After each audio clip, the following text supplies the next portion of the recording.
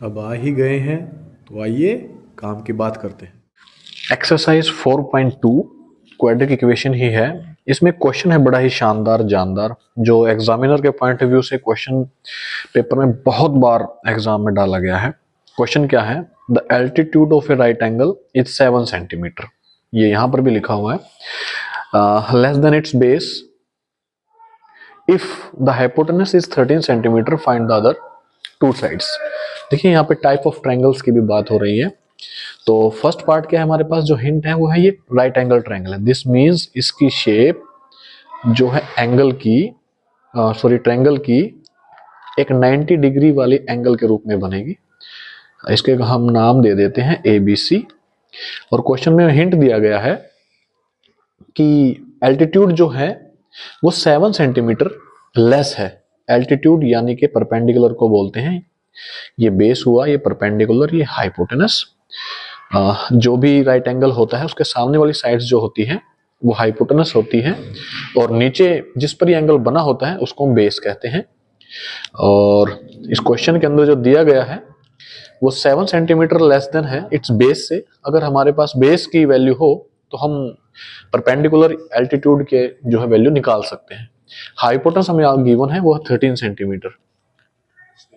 हम क्या करते हैं, लेट कर लेते हैं कि जो बेस है वो x सेंटीमीटर है। तो यहां लिखेंगे हम let the base x centimetre. तो एल्टीट्यूड यानी कि परपेंडिकुलर क्या हो जाएगा हमारा, तो वो 7 सेंटीमीटर जो कम है, तो कम है तो हमने माइनस कर दिया इसमें से, तो x माइनस 7 ये हो जाएगा हमारा सेंटीमीटर। और आपको हाइपोटेनस जो है वो डायरेक्टली गिवन है, वो है 13 centimetre. According to question and according to rules, अगर ट्रायंगल जो है राइट एंगल हो तो उसमें एक फॉर्मूला लगता है कि hypotenuse square is equal to base square plus perpendicular square.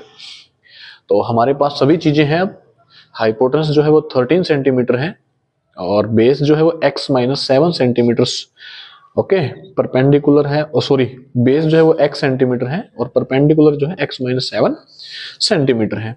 तो हम क्या करेंगे, अब यहाँ पर ये 13 का स्क्वायर होता है 169। अगर आपको स्क्वायर याद होंगे तो कैलकुलेशन करने की जरूरत नहीं पड़ती। अदरवाइज हम क्या करते हैं, 13 इंटू 13 करते हैं, और फिर आप जो इसको करके देखेंगे तो ये आपका 169 आ जाएगा। लेकिन आपको डायरेक्टली स्क्वायर याद होना चाहिए इस केस में। तो एक्स स्क्वायर है वो एक्स का स्क्वायर बन जाएगा, प्लस यहाँ पे एक आइडेंटिटी बनेगी आपके पास। आइडेंटिटी क्या होगी, a minus B whole square. ये भी आपको लर्न होनी चाहिए। A square plus B square minus 2ab होती है ये। तो यही आइडेंटिटी यहाँ पर लग जाएगी। a की प्लेस पर है जो है वो x है, यानी कि X square plus B square minus 2a and b, right sir.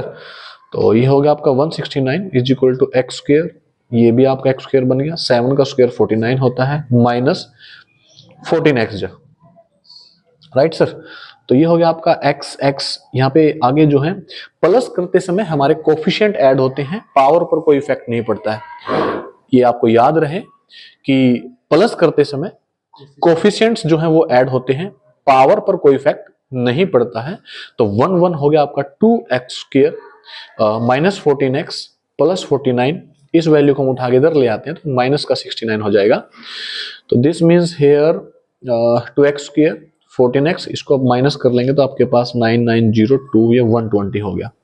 अब फिर से वही हमने लास्ट वीडियो में भी सीखा था कि फैक्टर कैसे बनाते हैं। तो 2 की मल्टीप्लाई इसके साथ करेंगे, आपके पास 240 बन जाएगा। और प्लस माइनस करके हमें जो चाहिए वो b की वैल्यू है -14, वो चाहिए। तो यहाँ पे बड़ी नंबर होने के बाद हम फैक्टराइज थोड़ा इस तरह से कर लेते हैं। 2 से डिवाइड किया 120, 2 से डिवाइड किया 60, 2 से डिवाइड किया 30, 2 से डिवाइड किया 15, 3 से डिवाइड किया 5, 5, 1। ओके, हमें चाहिए 14। यहाँ पे आप ट्राई कर सकते हैं। 2 2 जा 4, 4 2 जा 8 और 8 2 जा 16 हो गया और आगे 15 हो गया। तो सर ये प्लस माइनस करके आपकी वैल्यू जो है नहीं आ रही। प्लस करेंगे 31 है, माइनस करेंगे तो 1 है। तो दिस मीन्स ये हमारा फैक्टर नहीं बनेगा। आप किसी और रास्ते चलिए। 5 3 जा 15 और 15 2 जा 30, 30 और यहाँ से बन गया आपका 2 4 8, 30 में से 8 गया तब भी ये नहीं बन रहा। 5 2 जा 10, 5 2 जा 10, 10 2 जा 20, और ये बन गया आपका, ये भी आपके नहीं बन रही है। फैक्टर जो है हमारे ये इस तरह से बन जाएंगे कि 3 2 जा 6, 6 2 जा 12, 12 2 जा 24 और 5 2 जा 10, तो ये हो जाएगा आपका, माइनस करने पर आपकी वैल्यू आ जाएगी 14। तो ये वैल्यू जो है माइनस की रहेगी।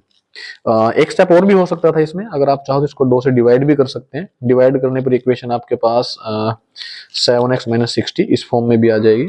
तो आप यहाँ से भी इसके टुकड़े बना सकते हैं। यहाँ से फैक्टर बनने पर क्या वैल्यू रह जाएंगे इसके आपके पास, ये रह जाएंगे। तो आपको चाहिए 7, ये हो गया आपका 2 2 जा 4 और 4 3 जा 12, 12 में से 7 जाएंगे आपका, रह जाएगा। ठीक है राइट सर। तो ये बन जाए आपके पास X square minus 12x plus 5x minus 60। तो यहाँ से आपकी जो वैल्यू स्क्वायर आ रहा है, x कॉमन आ रहा है, x माइनस 12, और यहाँ से 5 कॉमन आ जाएगा, x minus 12, right sir, is equal to 0।